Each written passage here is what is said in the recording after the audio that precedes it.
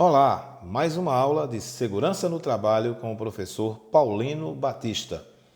Estamos numa sequência de aulas online sobre normas regulamentadoras. A aula anterior, para quem perdeu é só voltar aí e assistir a aula anterior, a aula número 8, nós falamos sobre NRs 5, CIPA e NR15, insalubridade. Hoje nós falaremos um pouco mais sobre NRs. A NR de hoje será a NR9, que é a NR que institui o PPRA, Programa de Prevenção de Riscos Ambientais, e falaremos também sobre algumas medidas sobre riscos, tá? Medidas a serem tomadas para evitar ou para minimizar esses riscos. Como eu falei anteriormente, a nossa NR hoje é a NR9, é uma NR ampla, tá? Muito cheia de pormenores e que exige da gente uma leitura um pouco mais tranquila. Recapitulando, NR9, nós vamos falar sobre o Programa de Prevenção de Riscos Ambientais, ok? Vamos entender um pouquinho sobre PPRA com o professor Paulino. Primeiro, o que diz a norma, o que diz a lei, né? O PPRA estabelece, ou a NRC estabelece, a obrigatoriedade da elaboração e implementação por parte de todos os empregadores e instituições que admitam trabalhadores como empregados do Programa de Prevenção de Riscos Ambientais. Ou seja, o PPRA ele é obrigatório a elaboração e implementação. Não basta fazer. Não basta só dizer, a minha empresa tem o PPRA, tá? Ele foi implementado, visando a preservação da saúde e da integridade dos trabalhadores através de... Aí vem as partes principais do PPRA: antecipação, reconhecimento, avaliação e constante controle da ocorrência de riscos ambientais existentes ou que venham a existir no ambiente de trabalho, tendo em consideração a proteção do meio ambiente e dos recursos naturais. Vamos passo a passo? Primeiro, o PPRA ele trabalha com antecipação. O que é que pode acontecer de acidentes no ambiente de trabalho? Segundo, o reconhecimento. Eu sei que determinado elemento pode causar um acidente. Terceiro, a avaliação. Se eu retirar esse determinado elemento daqui, vai evitar o acidente? Ótimo, então nós vamos retirar. E a consequente controle controle da ocorrência de riscos ambientais. Então assim, não basta só eu tirar aquele elemento que poderia causar um acidente. Eu tenho que extirpá-lo dali, ou seja, ele não pode mais voltar àquele espaço. Lembrando também que o PPRA ele vai considerar a proteção ao meio ambiente e aos recursos naturais, muito importante nos dias atuais, ok? O PPRA ele tem como carro-chefe o mapa de risco. Aí aparecem os principais riscos físicos: ruído, vibração, radiações, frio, calor, pressão, umidade. Químicos: poeiras, fumos, névoas, vapores, gases, produtos químicos em gerais. Os riscos biológicos envolvem vírus, bactérias, fungos, bacilos, parasitas. Ergonômicos: esforço físico, levantamento de peso, postura inadequada, produtividade, ritmos excessivos, repetitividade. E os riscos de acidente ou riscos mecânicos, eles consideram as condições físicas e de segurança inadequada, iluminação deficiente, riscos de incêndio, explosões, eletricidades e outros.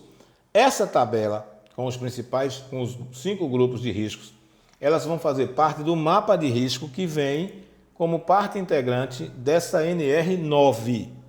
Então eu preciso ficar esperto com relação... Professor, eu tenho que decorar isso? Não.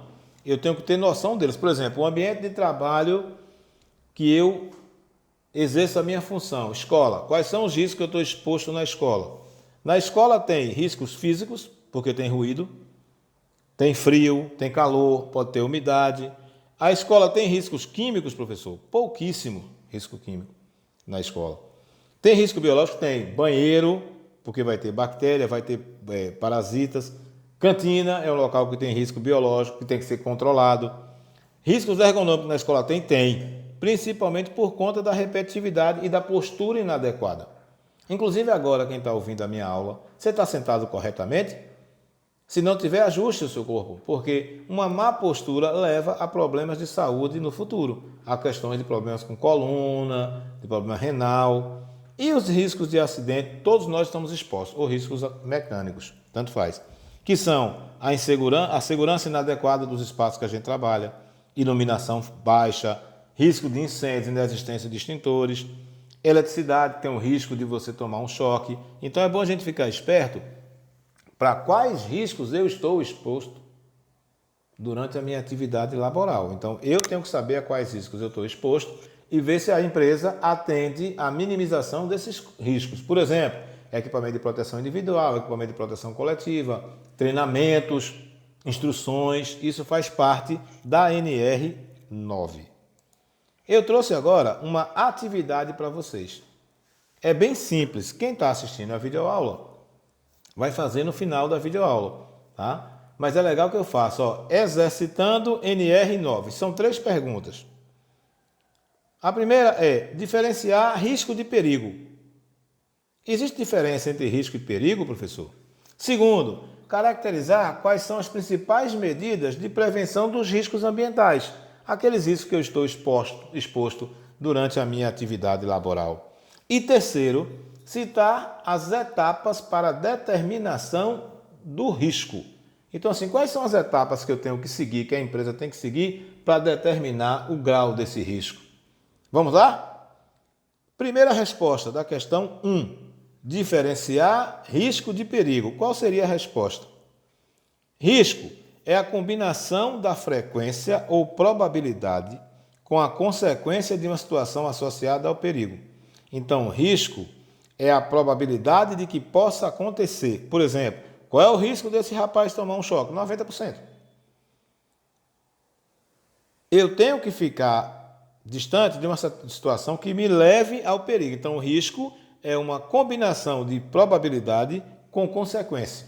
Já o perigo é a fonte de dano potencial ou situação potencial capaz de causar danos em termos de lesões ou doenças ao ser humano, prejuízo à propriedade, prejuízo ao meio ambiente ou a combinação entre eles. Então, enquanto o risco é a probabilidade, o perigo já é o dano. Risco pode acontecer, perigo já acontece. Tranquilo? Essa é a diferença entre risco e perigo, que foi a primeira pergunta. A segunda questão, o professor perguntou assim, caracterizar as principais medidas de prevenção dos riscos ambientais. Então vamos lá. Se eu já sei que risco é a probabilidade ou a frequência com que o dano pode acontecer, como é que eu posso evitar ou prevenir, melhor dizendo, esses riscos ambientais? Primeiro seria treinamentos operacionais e prevencionistas, onde todos os colaboradores são informados e treinados para a identificação dos riscos e adoção de medidas necessárias para o seu controle. Aqui é aquela parte que a maioria não gosta. E treinamento operacional? O que é um treinamento operacional? Para você aprender como fazer o seu trabalho. Segundo, o que é um treinamento prevencionista? Ele vai te ensinar a evitar os riscos, a evitar que acidentes aconteçam. Como que isso pode ser ruim? Me explica aí. Eu vou ser treinado para aprender a fazer a minha função e também a me proteger e a proteger quem trabalha comigo dos riscos aos quais nós estamos expostos. Não é para ser ruim, isso é para ser uma coisa boa. Segunda medida de controle de risco: o estabelecimento de procedimentos para cobrir situações onde sua falta levaria a desvio da política de saúde e segurança. O que é isso aí? É o estabelecimento das regras. O que é que pode ser feito e o que não pode ser feito? Eu chego na empresa, qual é o procedimento que eu tenho que fazer? Me identificar na portaria, pegar o equipamento de proteção individual, passar pelo DDS, receber as instruções de trabalho, fazer o PIS que as empresas que têm, fazer o checklist das empresas que têm e começar a minha atividade laboral. Isso tem que estar bem determinado, bem delimitado no PPRA da minha empresa. É uma medida de prevenção de risco ambiental. Tem mais. Utilização de equipamentos e implementos com condições seguras. Outra medida imprescindível. Mas se eu tenho o PIS, Se eu tenho o checklist, eu vou pegar o meu equipamento e vou checar, está funcionando isso, está funcionando aquilo, testo antes de ir para o trabalho, informo ao meu superior qualquer dano e posso utilizar o direito de recusa se o equipamento ou o implemento que eu for trabalhar não apresentar condições seguras. É o que a gente vai chamar de condição segura. O que é isso? Condição segura é a estrutura que a empresa te oferece para que você trabalhe de forma segura. Terceira medida, que eu acho massa também. Terceira medida de prevenção de riscos ambientais. Aqui já é com a gente agora, ó. Monitoramento da saúde e segurança ocupacional. Onde vão ser levantados pontos de desvios, estabelecimento de medidas corretivas para a situação levantada não cause danos à saúde do colaborador.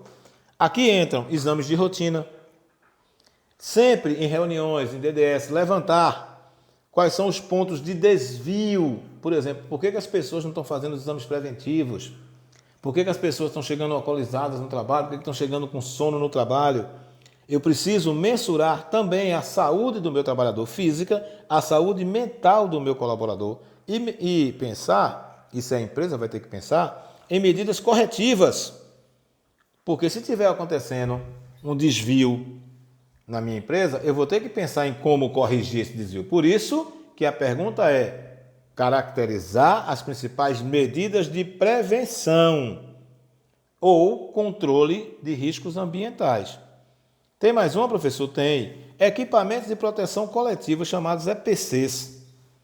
Também vai prevenir de risco ambiental, porque o EPC ele vai isolar a fonte de perigo e proteger todos os colaboradores. Por exemplo, a imagem da direita aí tem um checklist. E a pessoa está dando como ok. Saída de emergência, ok. Sinalização de piso molhado, ok. Sinalização de choque elétrico, ok. Perdão, sinalização de alarme de incêndio, ok. Na esquerda nós temos aí correntes, fita zebrada, cones, placas de sinalização para que as pessoas percebam o que está acontecendo. Uma que a gente já se acostumou é essa aí com perigo de escorregamento, piso molhado. Quase toda empresa, quando as pessoas da limpeza estão fazendo a higienização da área, tem essa plaquinha. Você vê a plaquinha, automaticamente sua cabeça funciona. Eu tenho que ficar esperto porque ali eu posso escorregar e cair. Há um risco de acidente ali. Isso é uma evolução. Tem mais alguma medida? Temos os EPIs. Enquanto os EPCs, que o professor falou agora, eles protegem toda a empresa, os EPIs protegem individualmente. A empresa tem que fornecer aos seus colaboradores equipamento de proteção individual em perfeita condição e adequado aos riscos, sempre que as medidas de ordem geral não ofereçam completa proteção para os riscos de acidente. Lembrem-se, eu tenho uma luva, uma máscara, um óculos, um capacete específico para cada atividade laboral. A empresa sabe disso por meio da sua equipe de segurança no trabalho. Então, ela vai fornecer os materiais adequados para o exercício da sua função. Então, não tem como a gente errar nisso daí, porque a empresa fornece os equipamentos de proteção adequados. Faz o treinamento para ensinar vocês a utilizarem. Não tem por que a gente não utilizar. Ok? Então, eu tenho essa outra medida de controle de riscos ambientais. A terceira questão é aquela cite as etapas para a determinação dos riscos ambientais. A primeira foi prevenção. Agora é para a gente determinar qual risco eu estou exposto. Quais seriam essas etapas? A primeira é a mais complicada. Levantar as fontes de risco. Como vai ser feito esse levantamento, professor? Primeiro eu levanto as fontes de risco, depois eu analiso os riscos, para só então eu começar a agir. Vamos voltar um pouquinho? Primeiro eu vou levantar as fontes de risco. Eu vou numerar as quais fontes de risco as pessoas estão expostas. Diante disso, eu vou agora para a prática. Agora eu vou analisar esses riscos. Tá? Levantei as fontes, fui lá, botei um por um, piso escorregadio, desnível de escada, a ausência de fita zebrada. Aí agora eu vou analisar. A ausência de fita zebrada pode provocar o quê? Pode provocar um choque, pode provocar uma queda. Depois disso, eu parto para a parte prática, a avaliar e reavaliar os riscos. Observe essa imagem.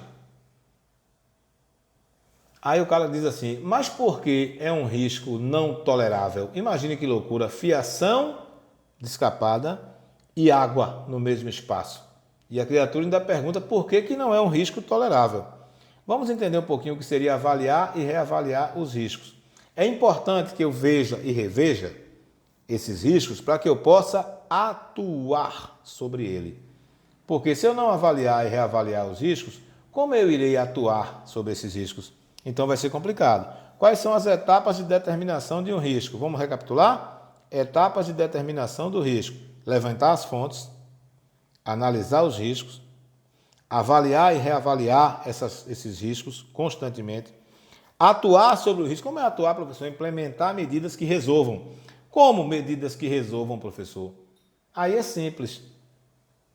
Fazendo principalmente a manutenção dessas regras. Por exemplo, um fio descapado, o que é que eu tenho que fazer? Encapa o fio, substitui. Vazamento de água, evita o vazamento ou interrompe o vazamento, conserta as coisas. Fazer manutenção é dar assistência ou continuidade a essas atividades. Se eu faço manutenção preventiva na minha empresa, dificilmente eu vou ter acidente no trabalho. Porque eu aprendi a determinar esses riscos. Como é que eu determino esses riscos? Determinar é você mensurar esses riscos. Eu vou fazer isso a partir dessas leituras que o professor colocou. Listar, analisar, avaliar, consertar, ou seja, atuar e, por último, dar manutenção, que seria o conserto a esses elementos causadores de riscos ambientais. Ok, meninos? Muito obrigado pela atenção de vocês. Essa foi a nossa aula de número 9. Boa noite e fiquem com Deus.